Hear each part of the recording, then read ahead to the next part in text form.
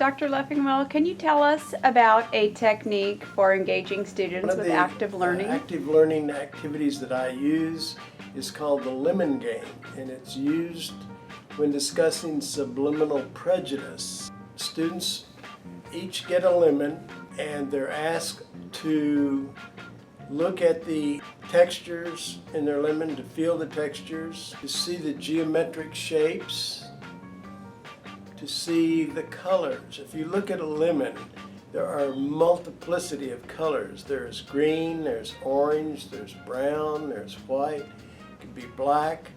And so they identify those colors, they look at geometric shapes, and then they look at the size of their lemon and compare it to their neighbors, because in our society we worry about who has the biggest bank account or car or the most degrees or the most of whatever.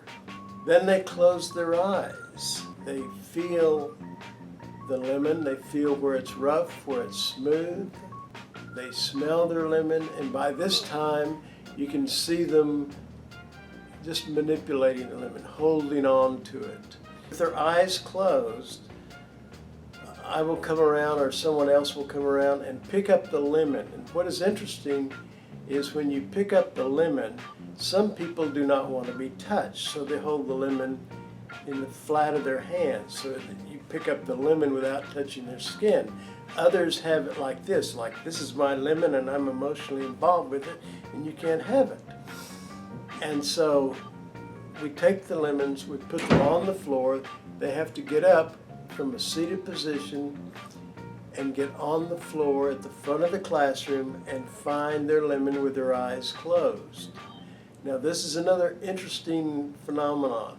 Some people are not afraid of touching or being touched, and they just dive right into it, and it's a fun activity. And others are reticent to get involved, reticent to be touched, and that's okay. It's not a value judgment, it's just a difference in comfort levels, and we want them to know this. Once they find a lemon, if it is not their lemon, they have to go get their lemon without talking. They'll mill around with one another and non-verbally say, in essence, that is my lemon. The moral of the story, I'll ask them, why lemons? Are all lemons alike? No.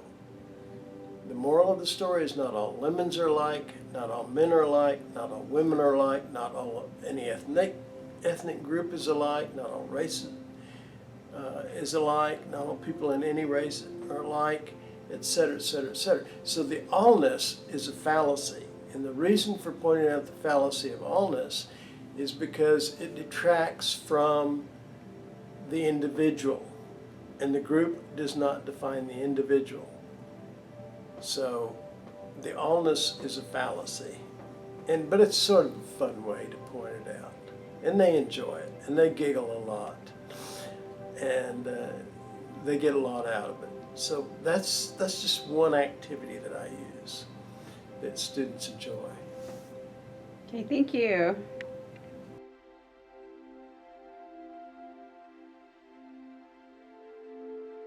How can you incorporate active learning into your own teaching?